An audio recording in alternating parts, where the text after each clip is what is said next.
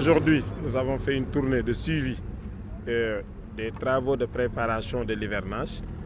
Mais effectivement, le curage des canaux d'eau pluviale nous ont permis de découvrir qu'il y a pas mal de branchements clandestins au niveau de ces ouvrages. Or, ce n'est pas destiné à de l'eau usée. Donc, comme l'a dit le gouverneur, les dispositions concrètes seront prises dès aujourd'hui en collaboration avec le service d'hygiène pour d'abord envoyer des sommations aux domiciles qui se sont connectés sur le réseau. Éventuellement, ça c'est du ressort du service d'hygiène, leur fournir des amendes. Mais l'ONAS, en ce qui le concerne, dès la transmission de ces sommations, fera le nécessaire pour boucher tous ces raccordements qui ne sont pas destinés aux ouvrages d'eau pluviale, mais qui devaient se faire sur des réseaux d'eau usée. D'autant plus que dans les zones où nous les avons découvertes, ce sont des zones qui disposent d'un réseau d'assainissement collectif. Nous avons, dans le cadre de la mise en œuvre du programme décennal de lutte contre les inondations, réalisé pour cette année-ci 4 stations de pompage.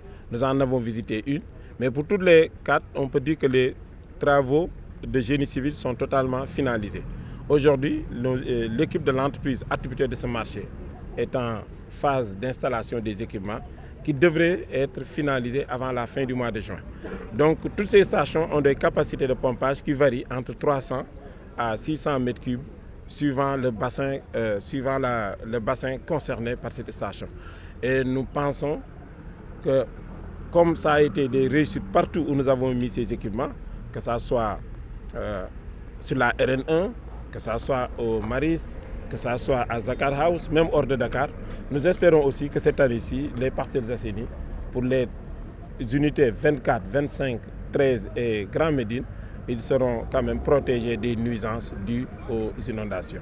En plus de ces nouveaux ouvrages, et en plus aussi du curage, je dois dire quand même nous avons assuré tout ce qui est l'entretien préventif des équipements électromécaniques, que ce soit les électropompes, les groupes, et ainsi de suite.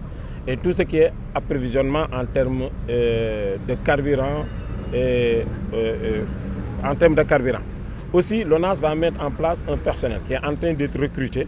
Donc, il sera mis en place avant la fin de ce mois pour que là où nous avons des ouvrages, les équipes de notre personnel sera sur place 24 heures sur 24 et 7 jours sur 7. Pour cette année-ci, il faut dire que l'État a mis à la disposition de l'ONAS 1,5 milliard de francs CFA à partir du budget consolidé du BCI, de la loi de finances initiale, et aussi un report de 500 millions pour un report de ce qui fait au total 2 milliards. Donc avec ça, l'État a mis suffisamment de moyens pour assurer toutes les opérations, le financement de toutes les opérations pré-hivernage. Ce travail de préparation, il est extrêmement important parce que ça permet d'anticiper sur les problèmes à venir et d'apporter pratiquement 50% de la solution avant même le démarrage des opérations. Donc je voudrais encore une fois remercier le personnel de l'ONAS sous la direction du directeur général Aline Badara Diop.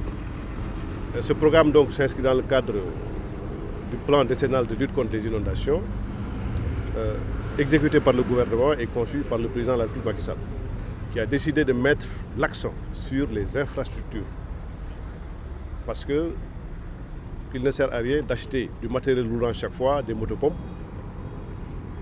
pour lutter contre les inondations. Il faut des infrastructures solides, durables dans le temps. Et vous voyez aujourd'hui l'importance de l'investissement dans justement ces matériaux durables.